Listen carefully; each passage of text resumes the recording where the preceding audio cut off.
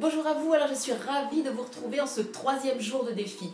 Avez-vous relevé le défi d'hier, à savoir réfléchir au nombre de traverses que vous auriez mis sur le meuble dont je vous avais offert le gabarit. Donc revenez sur la vidéo du jour 2 et reprenez le gabarit si ce n'est pas encore fait. Mettez la vidéo en pause et réfléchissez vite fait par rapport aux indications que je vous avais données.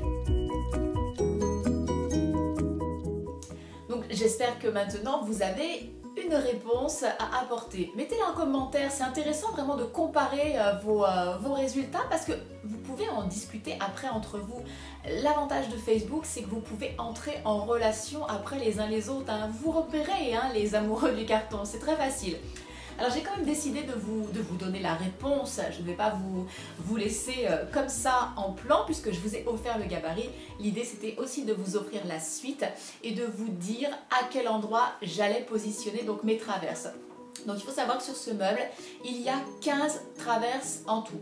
Alors certains vont peut-être trouver que c'est beaucoup et puis beaucoup d'entre vous vont peut-être se dire que c'est pas assez du tout.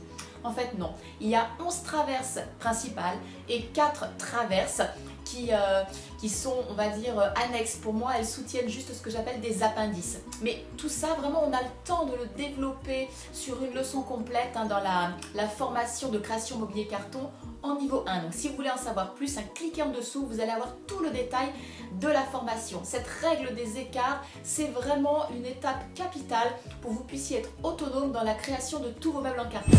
Alors aujourd'hui, nous allons nous attarder sur les possibilités créatives que vous offre la technique de création mobilier en carton de niveau 1. Alors pour ça, je vais vous demander de faire l'exercice suivant. Vous allez avec un petit carnet, un papier, un crayon, faire le tour de votre maison.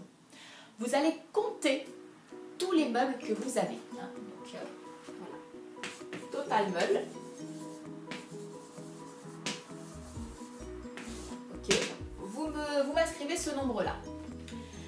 Et sur tous ces meubles, je vais vous demander de compter le nombre de meubles qui sont droits, lisses en façade. Enfin, lisses.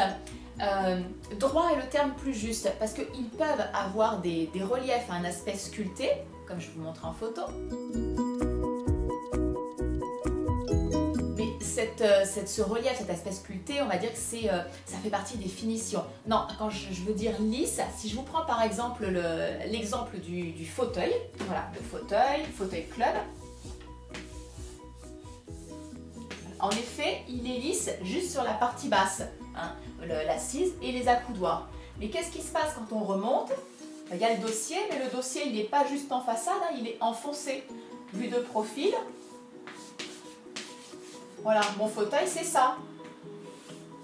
Il n'est pas du tout droit, plan sur sa façade. Il y a un côté qui est décalé. Donc le fauteuil c'est pas bon. En revanche, si on sort le chevet que je vous ai montré hier en vidéo, vous voyez, sa façade est bien lisse. C'est bien droit, donc de la base jusqu'en haut. Et ça n'empêche pas qu'il puisse recevoir après une finition avec des reliefs. Donc vous allez compter le nombre de meubles, donc le nombre de meubles, on va dire plan en façade.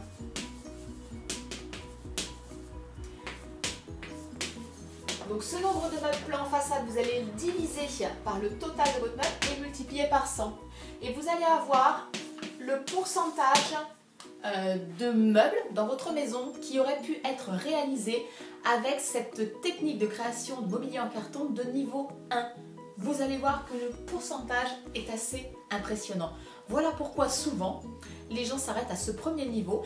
Parce qu'en plus, de toute façon, il y a quantité de choses à apprendre, ne serait-ce que sur ce niveau, à savoir réaliser un tiroir, une porte, réaliser différentes façons de mise en couleur, donc l'application de papier, de peinture, de patine, de travailler les reliefs de style Louis XVI. Donc vous voyez qu'à cette seule technique, il y a quantité de choses à apprendre. Alors, je vous laisse faire votre comptage. Et puis vous m'indiquez votre pourcentage trouvé dans les commentaires juste en dessous. Et puis on se retrouve demain pour la suite du défi. À bientôt!